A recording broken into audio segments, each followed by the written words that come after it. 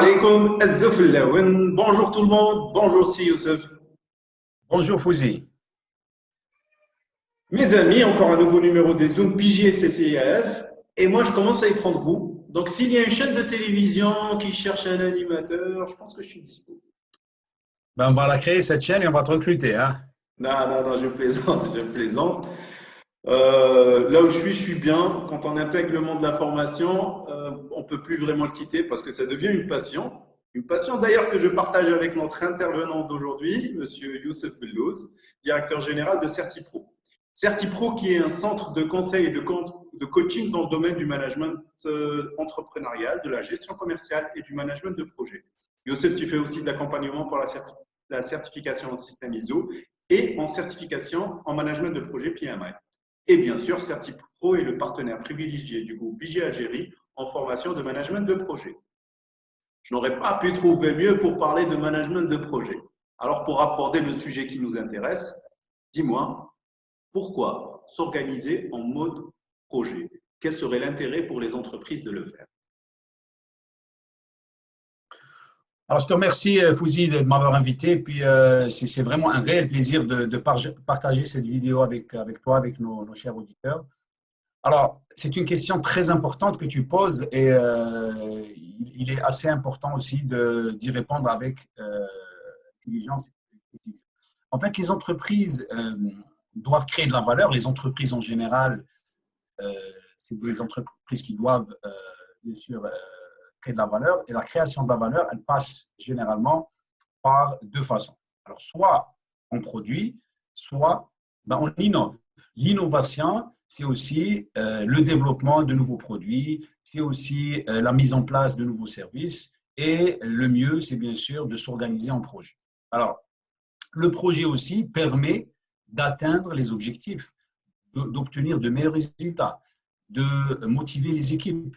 Ça permet aussi d'avoir une visibilité par rapport à toutes les parties prenantes. Donc, s'organiser en projet, en mode projet, c'est vraiment une garantie ou du moins une probabilité plus élevée de réussir à atteindre nos objectifs. Donc, voilà, en quelques mots, l'avantage pour les entreprises d'initier des projets et de les gérer de bout en bout jusqu'à, bien sûr, la satisfaction des clients et plus généralement de toutes les parties prenantes. D'accord. Quels sont les différents domaines de connaissances qui touchent le management de projet? Alors, si on se réfère au PMI, qui est l'organisme le plus reconnu à l'échelle internationale, on compte 10 domaines de connaissances. Donc, selon le PMBOK, qui est vraiment le document qui explique la méthodologie de gestion de projet. Alors, parmi les 10 domaines de connaissances, on peut citer la gestion de l'intégration, la gestion du contenu, la gestion des chantiers, des coûts, des risques, etc. Donc, il y a 10 domaines qu'on doit maîtriser pour pouvoir dire que nous pouvons gérer un projet selon une méthodologie ou selon des règles et des process qu'on doit aussi maîtriser. Donc, 10 domaines de connaissances. Bien sûr, on aura l'occasion de discuter sur un ou plusieurs domaines dans cette discussion, mais il faudrait bien sûr approfondir tout cela grâce à des formations ou des certifications. D'accord. Pourrais-tu nous donner aussi quelques exemples sur les outils qu'on utilise en management de projet?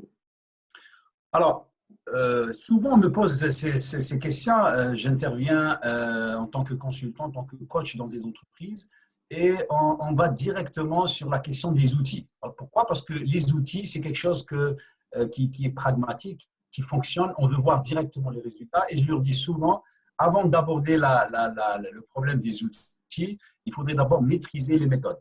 Et au-delà des méthodes, je dirais bien l'état d'esprit des dirigeants de l'entreprise. Alors, si les chefs d'entreprise vraiment instaurent une politique qui favorise l'émergence de nouvelles pratiques, et on parle souvent de plus en plus maintenant d'agilité, eh bien, les personnes qui pratiquent dans la gestion de projet, qui gèrent, qui font partie de l'équipe projet, ben, ils vont trouver un environnement favorable.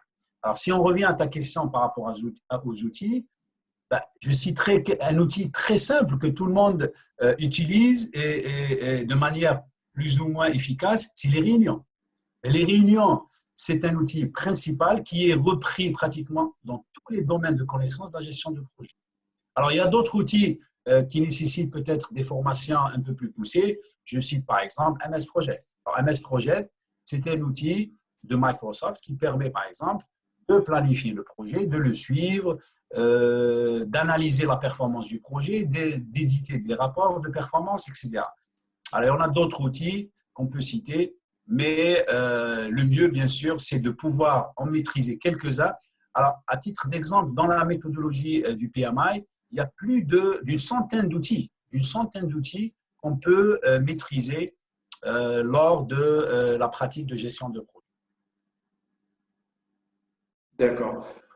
Tu as cité un mot qui revient souvent dans le domaine du management de projet, c'est l'agilité. Est-ce qu'on peut approfondir, nous donner quelques éléments de compréhension de comment être agile? Ça c'est la tendance. Alors, j'aimerais qu'on fasse peut-être d'autres vidéos sur l'agilité parce que ça nécessite vraiment de consacrer un numéro sur ça. Alors, on parle beaucoup d'agilité, mais on ne sait pas c'est quoi l'agilité. Alors, moi, je dis souvent que l'agilité est aussi un état d'esprit, c'est-à-dire pratiquer l'agilité ou être agile. Être agile, ça commence par l'émergence de nouvelles pratiques. Parfois, c'est carrément aller à la rupture. Les modes classiques de gestion de projet s'appuient généralement sur la planification, s'appuient généralement sur des stratégies d'évitement des changements. On a peur des changements et on veut éviter d'en avoir parce que ça peut impacter notre planning, ça peut impacter notre budget, etc.